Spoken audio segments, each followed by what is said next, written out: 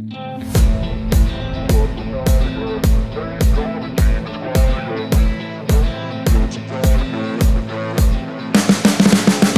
can see the writing on the pavement. Young kids, they're growing up in basements. Online, a whole new generation. Era baru persepakbolaan Indonesia kini mulai terlihat. Mindset para pemangku kebijakan di persepakbolaan Indonesia, belakangan ini sudah mulai berubah jauh daripada era-era sebelumnya. Setidaknya, hal tersebut mulai terasa semenjak kehadiran sosok pelatih Sintayong sebagai nahkoda timnas Indonesia, dan kini diperkuat dengan kedatangan Erick Thohir yang menjabat sebagai pejabat tertinggi di federasi. Salah satu hal yang paling terasa tentu saja orientasi target yang dicanangkan oleh federasi. Seperti yang kita rasakan bersama, dalam beberapa dekade terakhir orientasi atau target yang dicanangkan oleh federasi selalu tak lebih menjadi yang terbaik di kawasan Asia Tenggara. Jika tak menjuarai ajang AFF atau SEA Games, siapapun pelatih yang menangani skuad Garuda akan dicap sebagai pelatih yang gagal.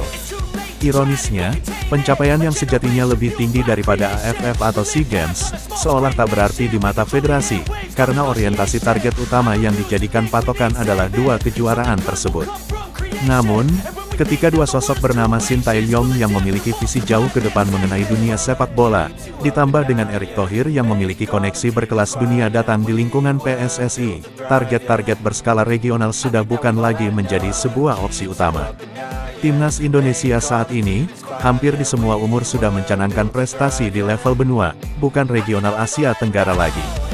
Mungkin baru kali ini kita mendapati induk sepak bola Indonesia tersebut dengan sengaja melepas turnamen Piala AFF U23.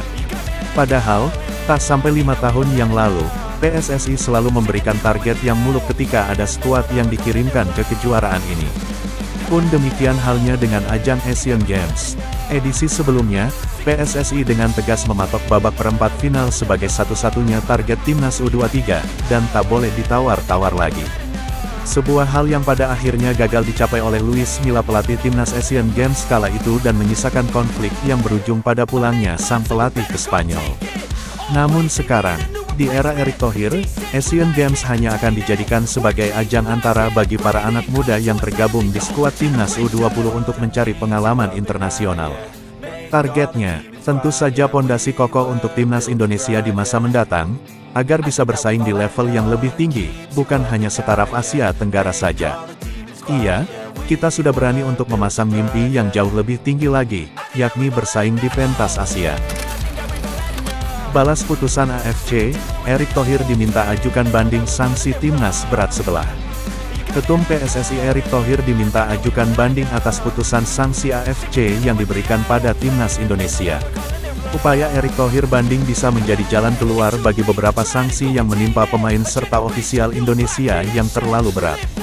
Dengan modal video, Erick Thohir dinilai akan bisa membuka mata AFC dan mengurangi sanksi timnas Indonesia. Erick Thohir harus menerima kenyataan pahit saat AFC menjatuhkan sanksi sebagai buntut kerusuhan antar pemain dan ofisial Indonesia dan Thailand di SEA Games lalu. PSSI di bawah kepemimpinan Erick Thohir harus merogoh kocek dalam-dalam karena selain sanksi larangan bermain ada denda yang harus dibayarkan.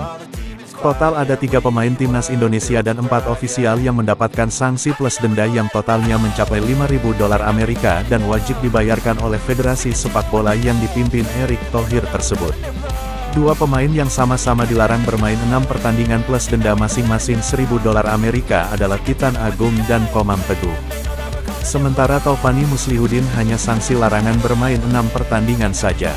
Kemudian 3 dari 4 ofisial timnas Indonesia dijatuhi sanksi larangan 6 laga plus denda masing-masing $1.000 Amerika dan 1 lainnya minus denda. Melihat sanksi yang dijatuhkan AFC untuk Indonesia, Erick Thohir diminta membandingkan dengan video kejadian yang sebenarnya. Erick Thohir diminta wajib banding karena kerusuhan pemain dan ofisial tersebut bermula dari pihak Thailand. Terlebih lagi jika Erick Thohir melihat sanksi yang dijatuhkan AFC pada Thailand maka fans tanah air menilai tidak adil. Dijatuhkannya sanksi AFC pada Indonesia jelas akan merugikan PSSI yang dipimpin Erick Thohir maupun timnas Indonesia. Upaya Erick Thohir membangun sepak bola Indonesia yang profesional dan rujukan Asia Tenggara bisa saja terpengaruh dengan sanksi berat AFC tersebut.